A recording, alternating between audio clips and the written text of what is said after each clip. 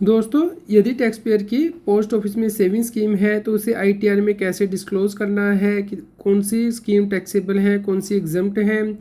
दोस्तों, इसके बारे में इस वीडियो में डिस्कशन करेंगे। तो रेगुलर अपडेट के लिए आप हमारे YouTube channel CA Satbir Singh को सब्सक्राइब कर लें ताकि आपको टैक्स के रेगुलर अपडेट मिलते रहें और आप इनकम टैक्स की कंप्लायंस कर पाएँ।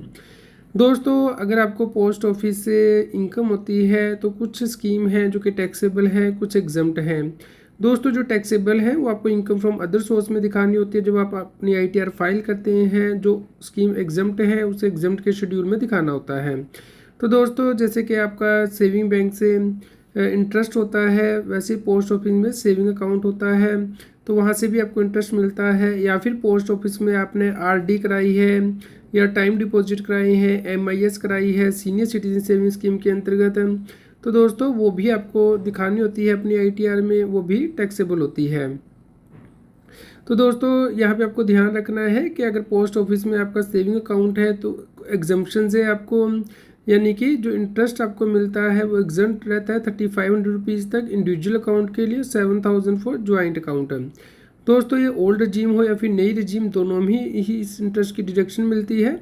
और अगर आप ओल्ड टैक्स रजीम ऑप्ट करते हैं तो उस केस में आप इंटरेस्ट की डिडक्शन जो क्लेम करेंगे 80 टीटीए के अंतर्गत 10,000 रुपये तक की मैक्सिमम मिलेगी बैंक प्लस पोस्ट ऑफिस के इंटरेस्ट की, और 80 टीटीबी सेक्शन के अंतर्गत सीनियर सिटीजन को मिलती है 60+ ईयर के केस में, अगर उनकी एज है तो 50,000 रुपीज़ तक मिलती है। वो भी दोस्तों FD plus RD plus saving सबका टोटल जो है 50,000 से ज़्यादा नहीं होना चाहिए, तो 50,000 तक मैक्सिमम डिडक्शन मिलती है।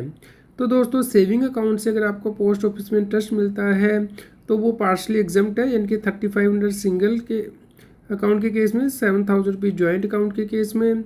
और दोस्तों, अगर आपको पीएफ पीपीएफ से इंटरेस्ट मिलता है फुल्ली एग्जम्प्ट है तो आप इसे एग्जाम शेड्यूल में रिपोर्ट करेंगे। और सुकन्या समृद्धि सेविंग स्कीम से आपको जो इंटरेस्ट मिलता है वो भी एग्जम्प्ट है, इसे भी आप शेड्यूल एग्जम्प्ट इनकम के अंदर रिपोर्ट करेंगे। लेकिन जो एफडी या आरडी आपने पोस्ट ऑफिस में कराई है वो आपका इंटरेस्ट टैक्सेबल होता है। ओल्ड रजीम में आप डिडक्शन क्लेम कर सकते हैं सीनियर सिटीजन 80 टीटीबी सेक्शन के अंतर्गत 50,000 रुपये तक की, लेकिन नई रजीम में आपको कोई डिडक्शन नहीं मिलती है। और मंथली इनकम स्कीम जिसे हम एमआईएस कहते हैं वो फुल्ली टैक्सेबल होती है, इसे भी आप अदर सोर्स के अंतर्गत रिपोर्ट करेंगे। और किसान विकास पत्र से अगर आपको इंटरेस्ट मिलता है वो भी जो है इंटरेस्ट टैक्सेबल होता है क्रूअल बेसिस पे हर ईयर, भले ही आपको मैच्योरिटी पे मिलता है, तो ये बात आपको ध्यान में रखनी है। तो दोस्तों, इस प्रकार पोस्ट ऑफिस से जो आपको जो इंटरेस्ट इनकम है वो इस प्रकार टैक्सेबल है जैसे कि हमने अभी डिस्कस किया है। दोस्तों, इस आर्टिकल का लिंक मैं वीडियो की डिस्क्रिप्शन में दे देता हूँ, आप वहाँ जाके इसे रेफ़र कर सकते हैं, बुकमार्क कर सकते हैं।